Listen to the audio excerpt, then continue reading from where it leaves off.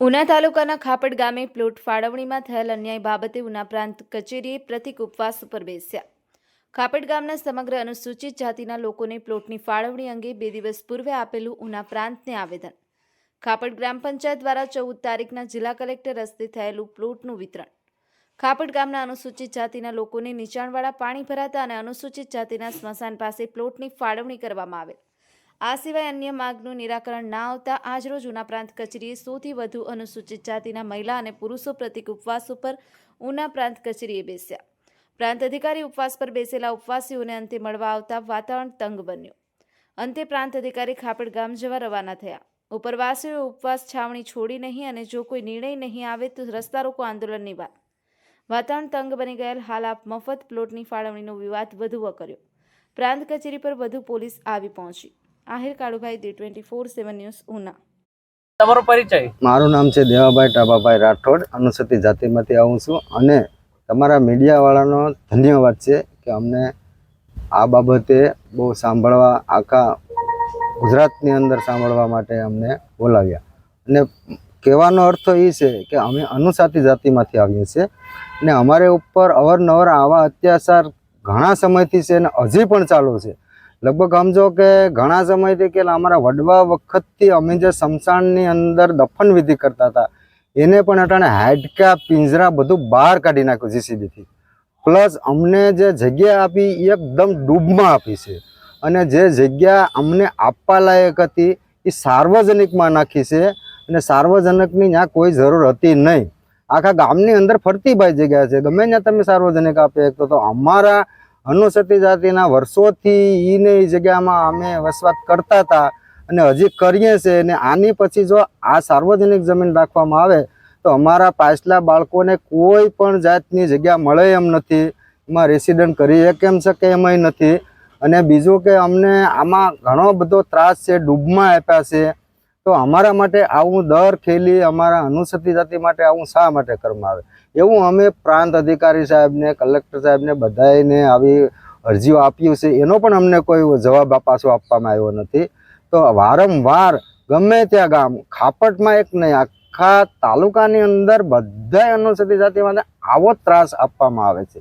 માટે અમે ન્યાય માટે આવ્યા કે અમે જો ભાજપ સાથે બધા જોડાયેલા છે અને એ લોકો યારે અમે એને બિનહરીફ આપેલી છે તો અમે એમાં કોઈ વિવાદ તો કર્યો જ નથી કે ભાઈ જો બિનહરીફ વિવાદ કર્યો હોય તો બિનહરીફ આવે નહીં। એટલા માટે અમે એની સાથે હોવા છતાંય બધાય અમારા ભાઈઓ અને છતાંય પણ અમારી માથે અન્યાય શા માટે? અમે એની ભેગા છે તો એને સમજી વિચારીને અમને ન્યાય આપવો જોઈએ એવું અમારું ભાઈ માનવું છે કે ભાઈ બધાને થાય કે સારી સારી જગ્યા લઈ લેવામાં આવે, અનુસૂચિત જાતિને ડૂબમાં લેવામાં આવે। અમારી પાસે એક ટુકડો હારો છે તો એને સાર્વજનિક જમીનમાંથી દઈ દેવામાં આવે। આ શા માટે? આ કોઈ ઉપયોગી ખરો? પછી સાર્વજનિક જમીન તમે ક્યાં આપો, કેને આપો ને શું કામ આપો એ તો અમને એની તો કોઈ માહિતી છે જ નહીં ભાઈ। એટલે તમે અમારી માટે અન્યાય કરવામાં અમને જે અમારા ટુકડાની અંદર અમે જે વસવાટ કરીએ છીએ એ જગ્યા અમને પરત આપવા અમે પ્રાંત અધિકારી સાહેબને વિનંતી કરીએ કે અમને પરત એ જગ્યા આપો અને એમાં અમારે પ્લોટિંગની ફાળવણી તમે કરી આપો તો અમારી સમાજનો વિતરણ થઈ શકે એમાં। બાકી કોઈ શક્ય જ નથી કે આગળ અમારા બાળબસાઈ થવાના છે આગળ તો અમે એને ક્યાં મેળવા જાઉં? અને અમારી પાસે જગ્યા તો છે જ નહીં, જગ્યા છે એ તો એ લોકોએ બધી રાખી લીધેલી છે। એટલે અમને ખરેખર આ અન્યાય થયો અને અન્યાય માટે અમારી આ લડત છે, અમારી બીજી કોઈ રાજકીય રીતે લડત છે નહીં। અમને ન્યાય મળે બસ અમને સાહેબને અમારું એ જ કહેવાનું છે અને સરકારશ્રીને એ જ અમારે વિનંતી કરીએ કે અમને ન્યાય જોઈએ કે ભાઈ અમારું છે એ અમને આપી દો, અમે કોઈનું માંગતા નથી, અમારું છે એ જ અમારે જોઈએ। આપનો પરિચય? મારું નામ હર્ષદ, અમે ખાપટ ગામના વતની છીએ અને અમે અત્યારે પ્રાંત કચેરીએ પ્રતિક ઉપવાસમાં બેઠા છીએ। અમારા માંગણીઓ એવી હતી કે અમે 4 મુદ્દાને લઈ અગાઉ પણ પ્રાંત સાહેબને અમે અરજીઓ કરેલી છે પણ જે સ્વીકારવામાં નથી આવી અને એનો કોઈ જવાબ પણ નથી આપવામાં આવ્યો।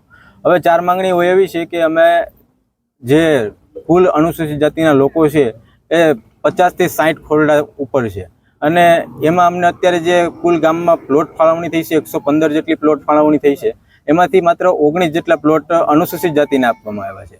તો મતલબ કેટલી સ્તરે અનુસૂચિત જાતે ભેદભાવ થયો છે એ મતલબ આ આંકડો જોઈ આપણે ખબર પડવી જોઈએ.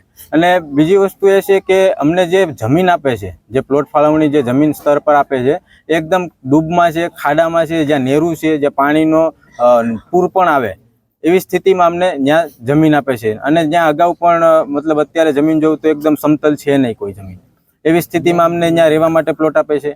અને જ્યાં પ્લોટ દેવા જોઈએ, જે ગૌચર જમીન લોકો દર્શાવે છે, તો એ પણ એ લોકો અમારી સાથે છેતરપિંડી કરતા હોય એવું અમને લાગે છે. કારણ કે ખરેખર જમીન જે છે ગૌચર નથી, અને ગામતળમાં હોવા છતાં અમને ત્યાં સારી જમીન ઉપર પ્લોટ નથી ફાળવવામાં આવતા. અને બીજો મુદ્દો એવો છે અમારા સ્મશાનને લઈને કે અમારા જે વડવાઓ છે, અમે વડવાઓને ત્યાં વર્ષોથી દફન વિધિ કરતા આવીએ છીએ. અમારા નાના નાના બાળકોને અમે ત્યાં દફનાવીએ છીએ. તો ત્યાં જ સ્મશાન ઉપર પણ આ લોકોએ ડિમોલેશન કરી અને જેસીબી હકાવ્યું. એમાં એ વડવાઓ અમારા હતા, એના હાડકાં પણ બહાર અત્યારે પડ્યા હોય જેમ ફાવે એમ, એવી સ્થિતિ ખાપડ ગામમાં થઈ છે અત્યારે.